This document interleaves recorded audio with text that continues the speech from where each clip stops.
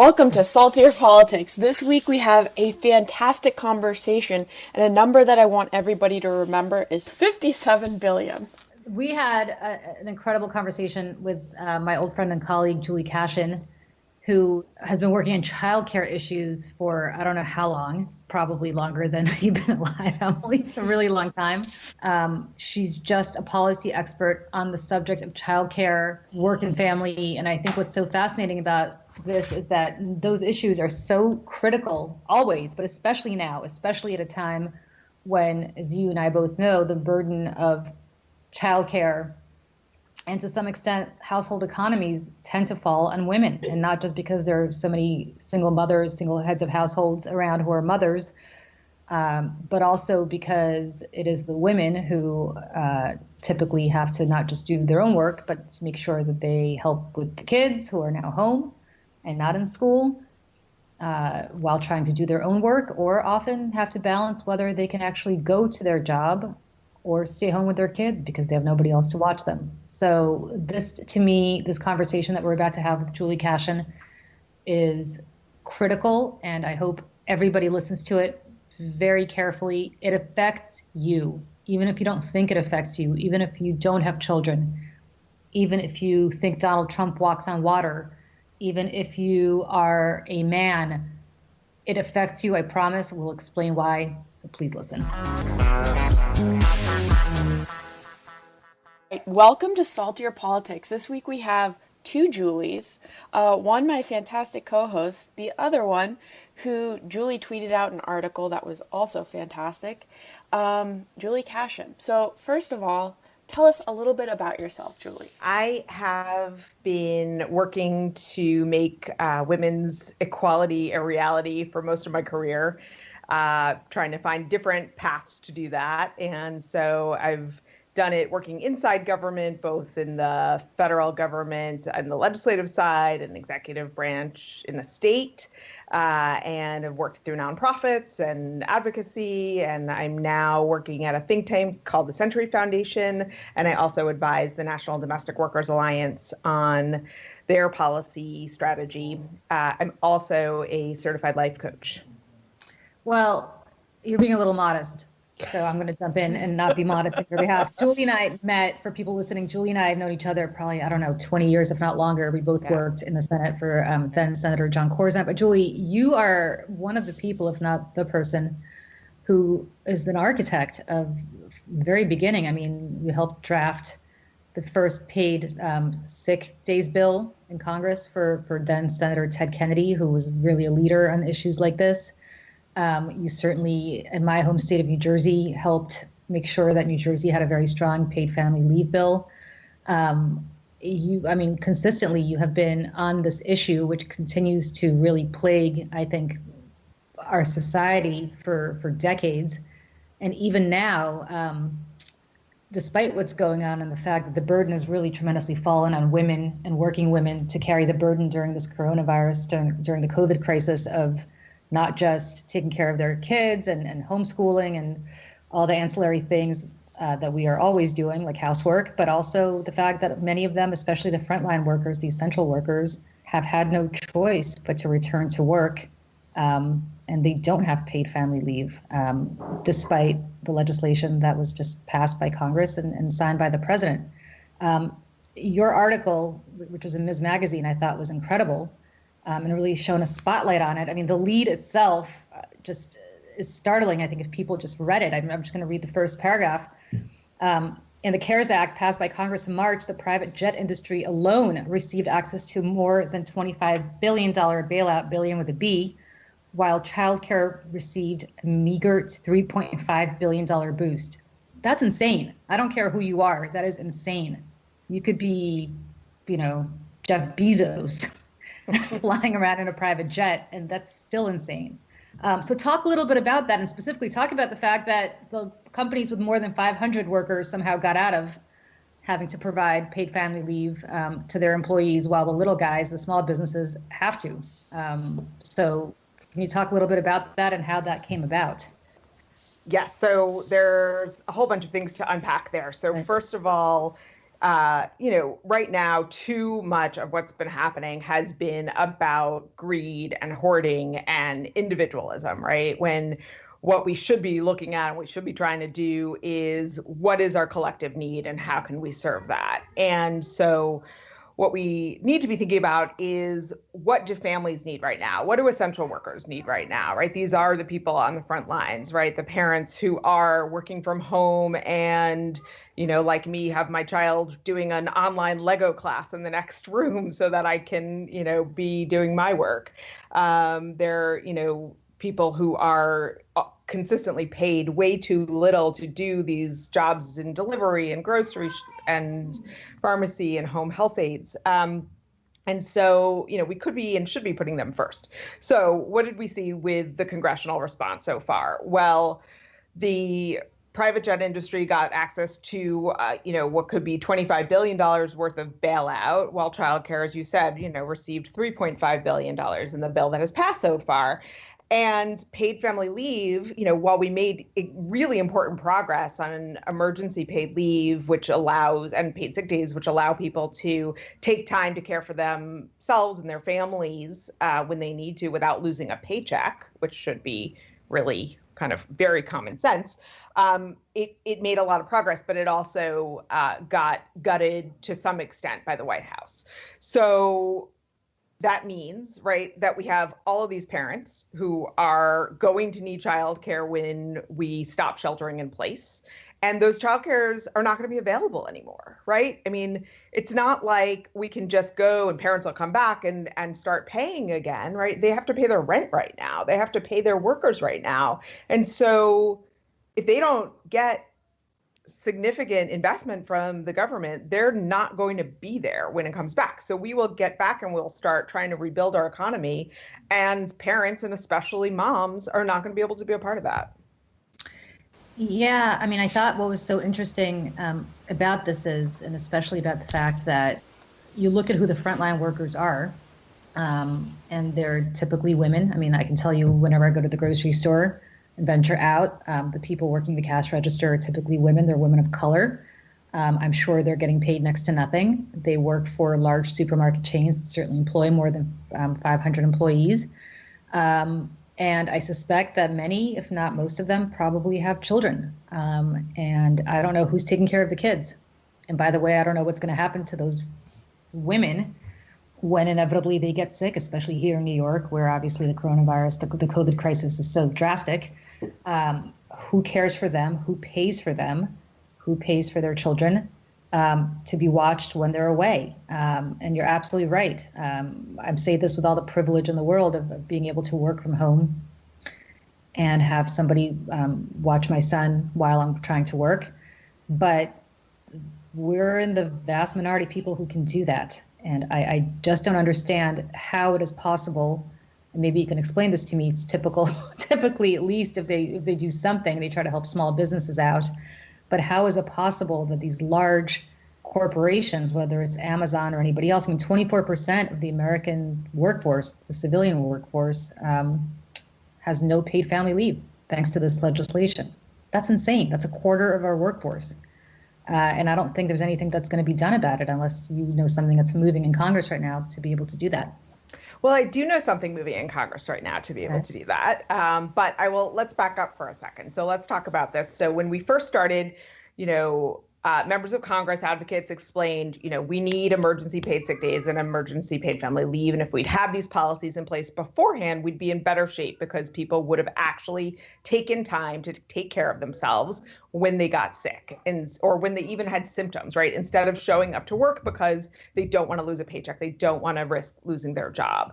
So had we had this in place beforehand, the legislation, you mentioned that I worked on with Ted Kennedy back in the day, the Healthy Families Act, right? If that had been in place or the Family Act, Senator Gillibrand's bill, then we'd be in a very different situation. So, we start there where we're way more at risk because people are going to work sick. Then we had, members of Congress, not surprisingly women, Congresswoman DeLauro and Speaker Pelosi and Senator Murray, stepping up and saying we need these measures and put out legislation that had all of it, that had paid family leave for everyone, paid sick days for everyone. And then you had the White House come in and negotiate and basically take out employers with 500 or more employees, and then give small businesses with 50 or fewer employees the option to say, this is too much for me, I can't do it. And they could opt out too. Then they went even further and they exempted emergency responders and health providers. So basically, any employer of an emergency responder or health provider can say, I don't want to give paid sick days, and then just not do it. There's no accountability, there's no mechanism. So about half the workforce gets left out. There's no education and outreach, so people don't know that they're eligible for it, that this is a thing. And it's so confusing because what size is my employer should not dictate whether I have paid sick days or paid family and medical leave. So you have that. But there's a new bill that was introduced yesterday that fixes all of those problems. It actually goes back, to the original emergency provisions, and it would stop discriminating against people based on their size of their employer. And what are the odds of that ever getting through the Senate or being signed into law? Let me live in my optimism for another minute. I know, when and this bill is out there. I'm not saying it to be a downer, and I'm not saying it to be cynical. I mean, I guess I am saying it to be cynical, but I don't mean to be cynical for the sake of being cynical, because I truly hope and aspire to the fact that people of all walks of life now realize exactly who is making sure that we are fed every day and protected every day. And it's exactly the kinds of people who need this help the most. But what continues to just shock me is that the subject that we're talking about and the subject that you wrote about, which I felt was so urgent and so important. And the reason I read that lead was because I think it's so startling. It seems to not penetrate. It seems to be that people just don't grasp what this is about. And in fact, it's about them. It's the whole what's the matter with Kansas mentality, people actually supporting elected officials who are against their own interests. Because any one of us can get sick. This is no longer a hypothetical issue, and it's no longer an issue where, well, it's just those people living in New York, the blue state elites. This thing is spreading all over the country. And the fact that people who work for meatpacking plants, which the president has now mobilized because obviously people he feels need to eat, and I'm sympathetic to that cause, but those people are getting sick, transmitting those diseases back into their communities in a lot of these red states. And the reality is that they can't get paid time off. So what do? I mean, they continue to go to work sick and continue to infect more people. I mean, it's a self-fulfilling prophecy, and it's something that should impact everybody. I just don't understand why this is not your column was something that I think should have been read aloud from every pulpit in every church, every synagogue, on the House floor. I mean, and I just don't understand for the life of me why this is not something more people are focused on, especially working mothers. I actually yesterday interviewed Rep. Stephanie Murphy from Florida, and that was one of the first questions I asked her is there a reason the private jet industry is getting more attention than women and children? And she's like, that's what we're really trying to focus on in the HEROES Act. So it was a great, thank you again for your article, because you led me off with a great question. But would you attribute it to both of you, like to that politicians, I guess more so male politicians, have a cynical view of workers, where they think if they give them too many benefits, that it's going to disincentivize them from working? That's a great question. I think there's a few different things that you guys brought up that I think are really worth going into a little bit, which are, one, childcare and paid leave are completely part of the same continuum, but they're actually different things. And the HEROES Act did address the paid leave problems, but it did not actually address the childcare problems. It put $7 billion in for childcare, which sounds like a lot, but again, we're talking about that $25 billion for the private jet industry, right? So it is additional $7 billion, but really what's needed is $9.6 billion a month to be able for childcare to be there when we reopen and to provide what's needed safely for essential workers. And so, this bill was good, but it definitely leaves something to be desired and does not fully center women and families the way it should. I think that we have more women of color, we have more moms in Congress than ever before. We're still not a majority, right? We still don't have the majority of power. And so I'm grateful every day that folks like Senator Murray and Senator Warren are there to, their moms, right? Their grandma, they know, they get it, right? They lived this. And so they're the ones who I think are giving me hope on the Senate side that they're at least going to be standing up and fighting really hard for it because they get it.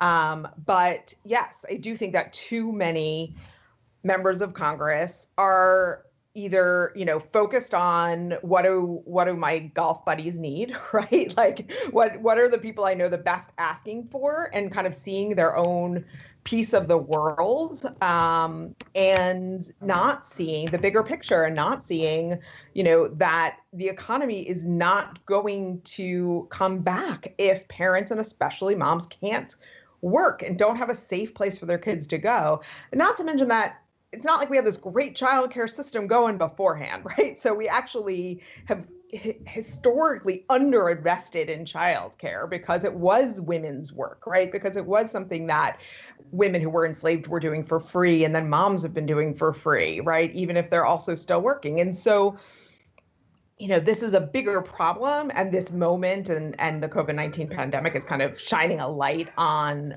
this huge, huge issue that's been here all along. So I am a little bit hopeful that people will start to see it differently now. But I have that cynical side too, where there's straight up sexism and straight up racism, and that stops a lot of this from moving forward. Well, what I thought was interesting is, if you recall a few months ago, at the very beginning of this, and this was back in March, actually, the president did a press conference at the Rose Garden, and he was flanked by CEOs from Target, from Walmart, all companies where more than 500 people are employed. And I think it's almost a values proposition, right? Like who you choose to be flanked by when you're talking about these issues.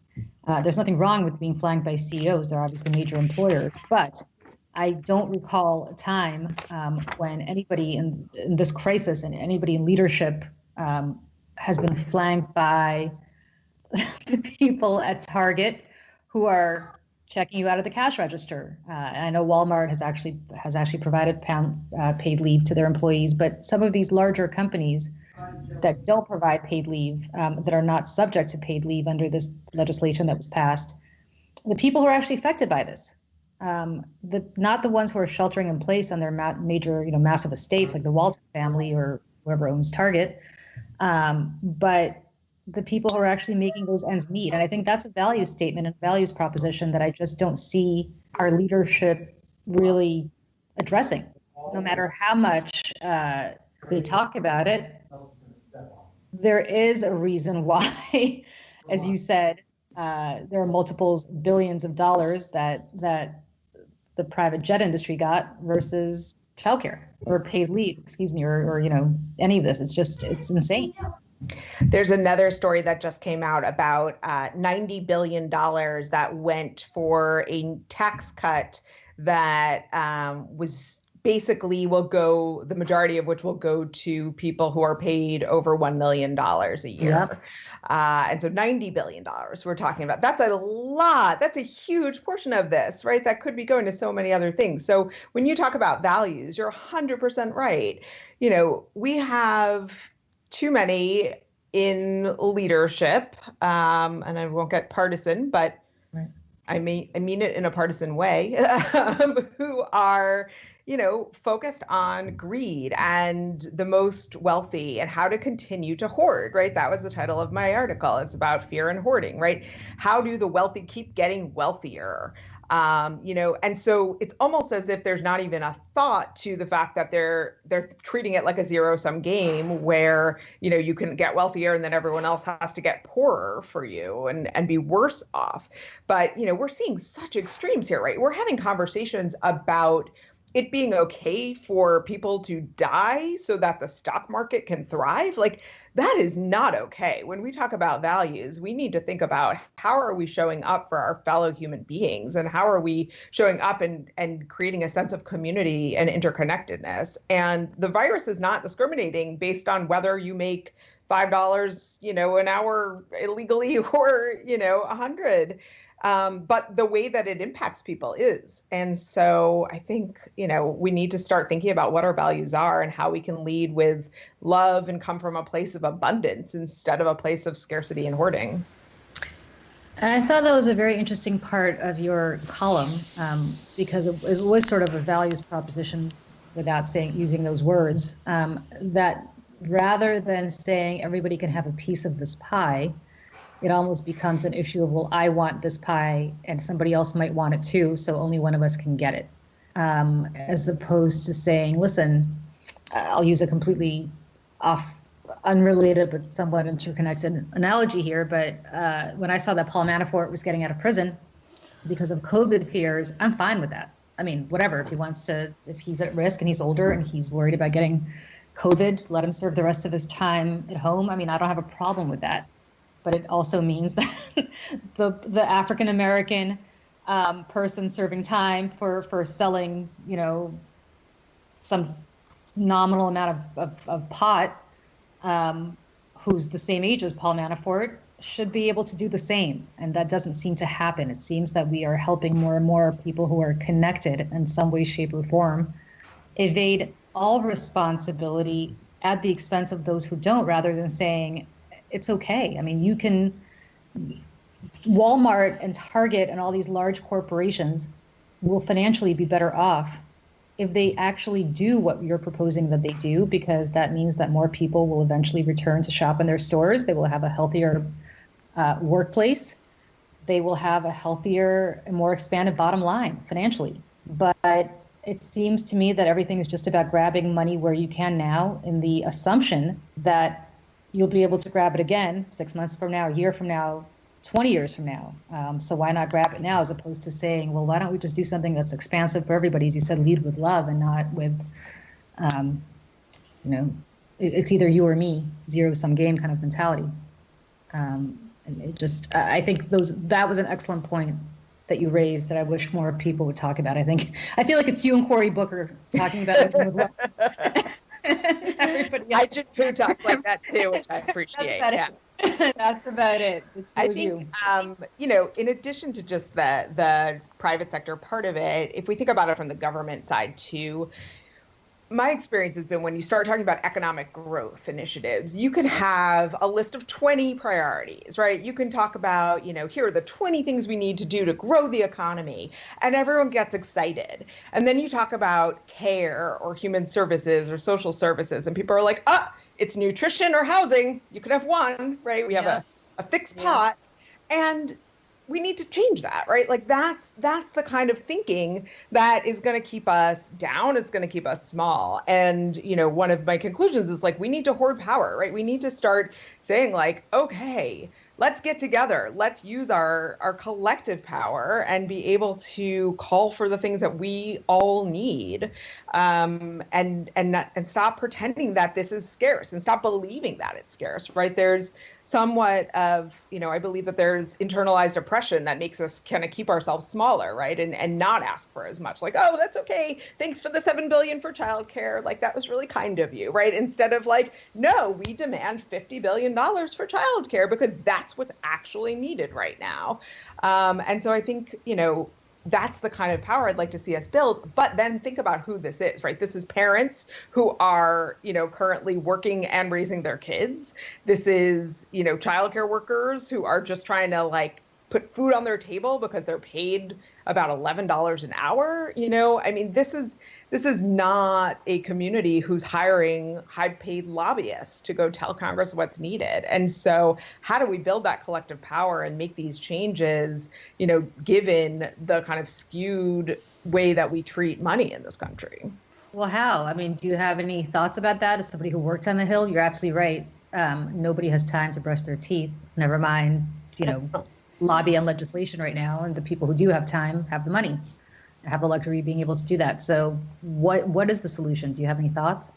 I think we are seeing changes, right? I think we are in much better shape right now than we would have been even 5 years ago on something like childcare, for example. In the last 5 years, we've had gatherings of mostly women of color coming together, both parents, grandparents, providers, directors, nannies, to say, we need to do better and we need to come together and make our voices heard. And so that has kind of started this movement of grassroots, support for childcare and made sure that those voices were heard on the Hill. We actually got the biggest historic increase in childcare funding that was bipartisan just a few years ago than we have it, ever before. And so it's changing, but we have a long way to go. And I think one of the things we need to do is look at the ways that we are, look at what our perspective is. Are we looking at things from a scarce perspective? Are we looking at it from an abundant perspective? Are we looking at it as we have collective power? Or are we looking at it as this president has power, right? And so I think we need to change some of our mindset in order to be able to lift ourselves up and make these issues number one. How many points do you think in good times would have been added to our GDP if we had childcare? I mean, everybody talks about the massive taxpayer cost of childcare, but it seems to me, and you would know the facts much better if you worked on this policy for decades, that whatever it costs us an initial outlay, we'd be getting back in multiples if we actually had a universal childcare policy where people were able to be, I know what I paid before my son went to school. I know what I paid for childcare, and it's an obscene amount of money. And a lot of women make the decision to stay home rather than do that, which obviously means that they don't go to work and are not part of the workforce. I mean, the productivity alone would be sky high, and GDP would be much higher, I would assume, if that were the case, right?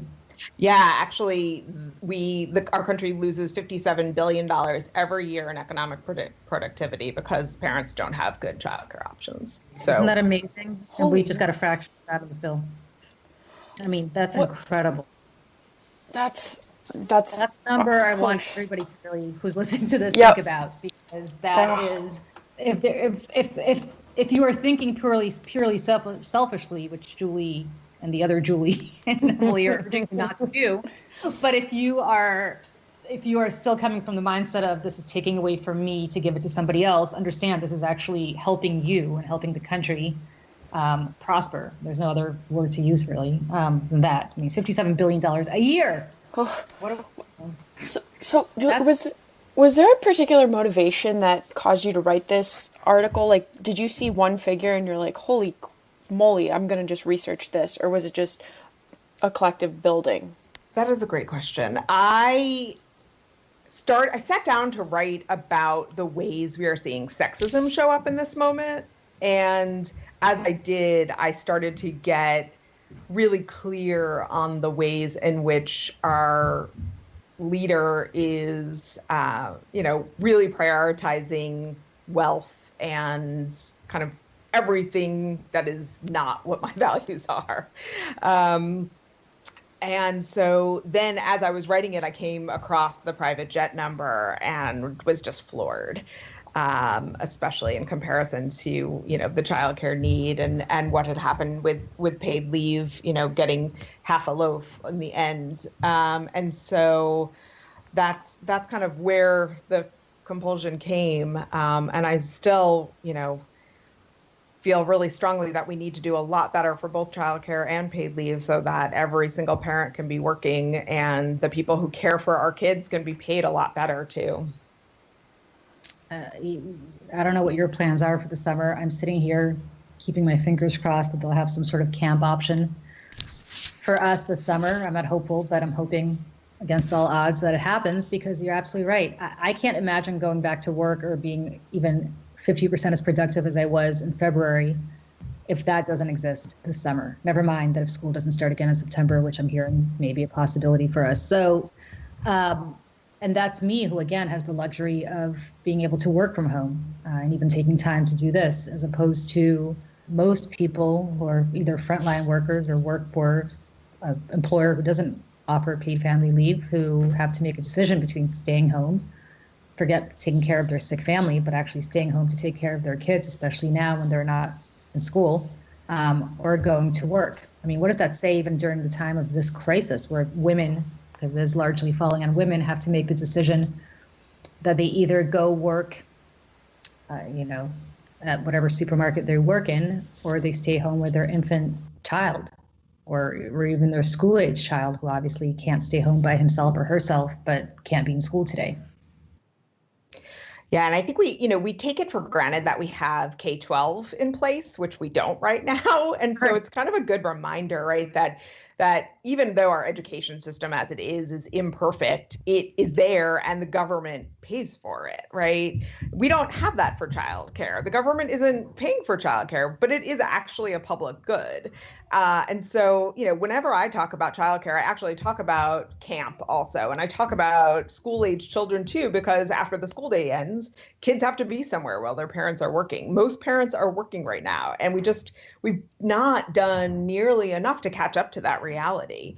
And so I think people are seeing it so clearly right now since schools are closed and this public good that we often take for granted is not available to us. But it should also kind of open some eyes to say, why don't we treat childcare like that? Why can't we be having that kind of a public investment in our childcare system as well? What's your hope realistically coming out of this pandemic? Is it a universal childcare plan of the sort that we have for schools, for lack of a better analogy? Is it something more modified because that seems unrealistic? What do you think can be practically done with the constraints, not just politically, but economically that we have right now? I think that the cost of not having universal childcare is bigger than the cost of having it. So, I'm not willing to talk about constraints because we have constraints right now. Like we have moms who can't work right now. We have, dads who can't work right now. And, as with so many of the policy choices we make in this country, women of color are probably the worst off. And so it's just not something we can afford to let go. So I think we need universal child care. I think we need paid family and medical leave, paid sick days for everybody. And, I think we need to keep working until we make it a reality and not accept no. Got it. Well, speaking of childcare, mine is back. So I've got to run, and you've given us half an hour, which is an inordinately generous amount of time. Julie Kashen, thank you so much for joining us. I think this is probably, Emily, I don't know about you, I think this is probably the most important podcast in years that we have done. Thank you, Julie and Emily. It's so incredibly important to everybody all across the country. Thank you so much. Julie, that was a fantastic conversation. I took so much from it.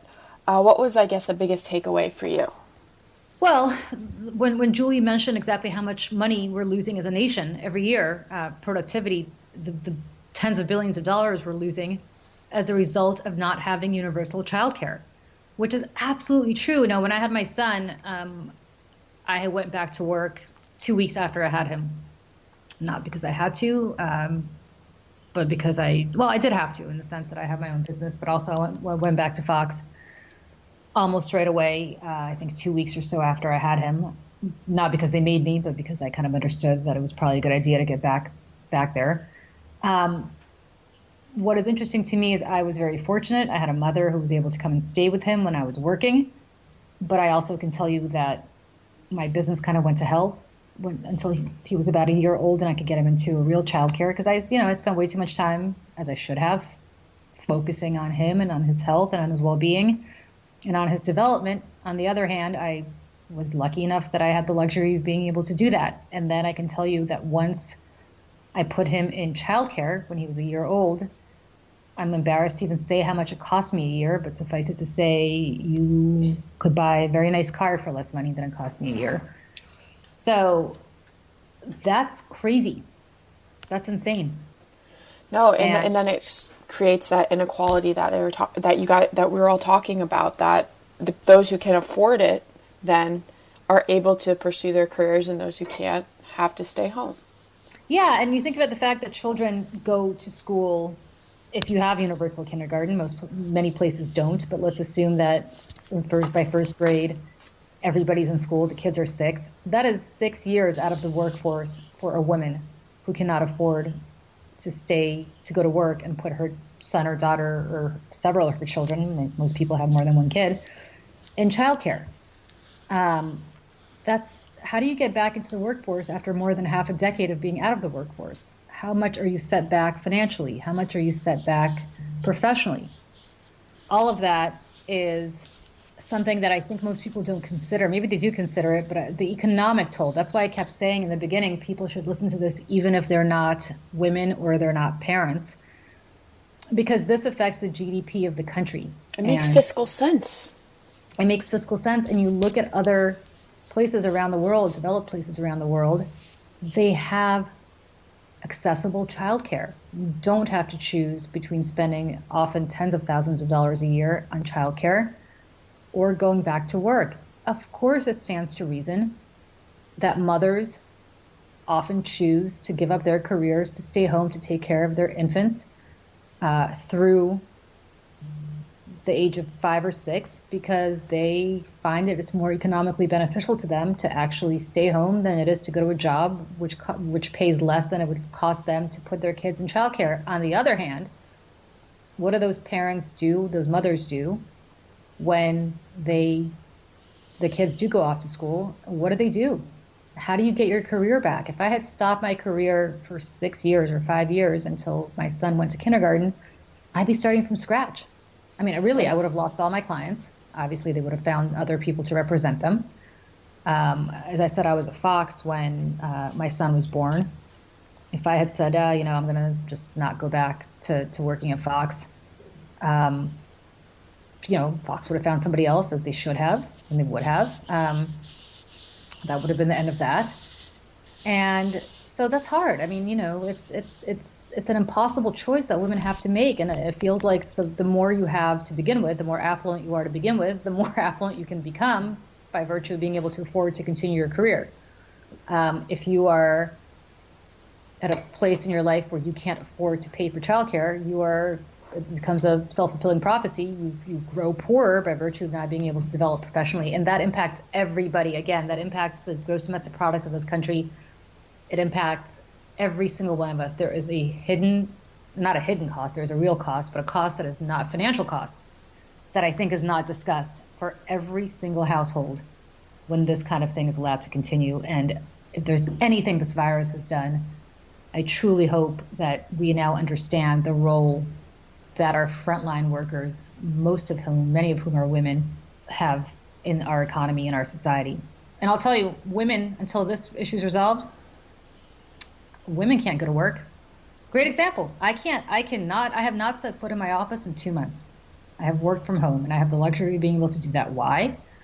Because I have to take care of my son, because he's not in school.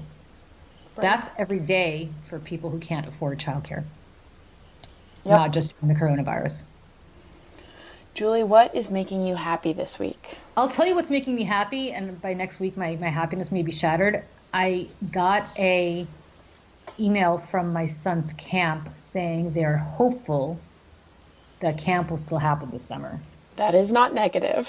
It is very positive. I was very happy to see that the email was not, "We are sorry to inform you that camp will be canceled this summer." I imagine you held your breath as you were opening that email. Well, they're making a decision, they said, I think by mid-May, which I think is tomorrow, May 15th. So I don't know, but I will say that I am just, it goes back to what we discussed with Julie Kashen, which is, I do need to get back to work. I do need to get back to work, and not just, look, I can work from home the same way that I can work from my office. It's just a question of, whether I'm sitting here or there, but I can't focus in the same way. And I can't focus because I have to make 3 meals a day to feed my family. Right. I have to do the dishes. I have to do the laundry. I have to, all the things that I would be doing anyway, but not to this extent. And most importantly, I'm helping him with school and making sure that he does what he needs to do. And again, he's not 16. He can't really sit there and do it on his own. And it must make it just impossible to compartmentalize it too, because at least while you're out of the home, when you're in your office, you're like, okay, I'm in work mode. But when you're home, you're like, look at your kitchen and you're like, shoot, I have dinner now to do. It's that, but it's also more basic than that. It's, if I'm helping him with math or something, or his writing, and then I get a call from a client and it's, oh my God, I have to take this call because I'm being paid to take this call. On the other hand, I have a little kid who's looking at me like, why are you taking a call from a client when, you're supposed to be focusing on me? It's impossible. I mean, it is impossible. Right. It's very hard to be a working mother, or I shouldn't even say working. It's very hard to be a mother under any circumstances, but this has really shown me how you just cannot have it all in that respect. You cannot both focus on your professional needs and on your childcare needs at the same time. Both get shortchanged. Nobody's getting it. My clients are not, hopefully they're not listening, but they're not getting 100% of me. And neither is my son. And that's awful for everybody involved, but especially for him because, he's my son. So I truly am hopeful, God, I hope and pray that it will be safe enough for us to be able to go to camp, for him to go to day camp this summer, and so that I can at least make sure that somebody is focused on his needs exclusively, and I can focus on work and trying to get business back on track. How about you? So I did an article last week on a family friend of ours, Marshall Adler. He's a lawyer. His son committed suicide 2 years ago. He's 32, great kid. But anyway, Marshall just got a check in the mail for $1,200 made out to his son with the word deceased next to it. And like a couple things, like first of all, the fact that it said deceased, someone who was printing that check or whatever must have known that, the kid's deceased. And then Marshall getting this check, he was talking about grief coming in waves, and he's like, that was definitely a wave. You never know when it's going to come. But what we were able to do, I did an interview with him, and he wants to be able to donate that money to the Dr. Lorna Breen Foundation, the ER doctor in New York who committed suicide fighting this. And he wants to be able to give this to charity, and he's getting, the article that I did is getting a lot of movement on it. So I hope, and he wants to give his son's death meaning as well. And I think that's a great cause and a great idea to put those checks, because a lot of people to their deceased family members are getting these $1,200 checks. That's very inspiring. It's brutally horrible in many ways for him, obviously. Right. But it's very inspiring that he's doing that. Yeah. And, so I'd ask you what's making you salty. But I think that also is making me salty, because it's like, don't send, they're just dead people checks. The government, I think, can be better, especially when it says deceased on it. That's making me salty. His Marshall story is inspiring me, but it's simultaneously making me salty. Understandably so. I mean, that's just, wow. What's making me salty? Whoa, what is making me salty? What's making me salty is Flynn? Flynn's making me salty. Yeah, I mean, we touched on it with Julie, but it's the whole, nobody's even pretending to be anything other than self-interested anymore. Whether it's what we talked about with Julie, or what we talked about with, or with Michael Flynn, because the problem is that Michael Flynn, of course, is buddies with the president, so no wonder that he is getting a pass from the Attorney General of the United States, the chief law enforcement officer. Again, Paul Manafort, another great example. Don't mind that they let him out of prison. He's older. Although Loretto, where he is, doesn't have any COVID cases, but it doesn't matter. I get it. He's a white-collar criminal. He didn't kill anybody. I don't mind him serving the rest of his time at home confinement. On the other hand, there are plenty of people who are in prison for something much less serious than he did who are not getting out. I mean, they're just not. And including all the people in ICE detention. Right. Who are there because they came into this country, they're undocumented immigrants. They didn't kill anybody. They didn't defraud anybody. They didn't engage in corrupt behavior on the Michael Flynn level, or certainly on the Paul Manafort level. I guess Michael Flynn hasn't been adjudicated to have engaged in any corrupt behavior yet, other than lying to the feds. But so that part is actually very depressing to me. The double standard, and it's what we talked about with Julie, that there are consistent standards as they apply to people who are connected and wealthy and politically powerful versus those who don't have that. And that's awful. I mean, it's brutal. And I am completely all about criminal justice reform. I'm the kind of person who doesn't think you belong in prison unless you really did something awful, which is why a lot of, the Bridgegate, I don't know if you followed this, the Bridgegate verdict came down from the Supreme Court. The Supreme Court overturned the Bridgegate convictions of Bill Broney and Bridget Kelly, both of whom I know. Bill is one of my closest friends. I know Bridget not as well, but I do know her. Two people who were about to go to prison, or in the case of Bill, already had started serving their prison sentences for the Bridgegate mess. And I'm very happy the Supreme Court ruled on that, because I don't think this case should have been prosecuted with a prison sentence in the first place. I don't have a problem with it being prosecuted if there was a law to apply to it, but I think prison should be reserved just for the worst of the worst, right? Mm-hmm. Like, I don't think Michael Cohen belongs in prison, even though he did something pretty horrible. There are other ways to punish somebody financially, other ways, but rather than locking them up in a cage. But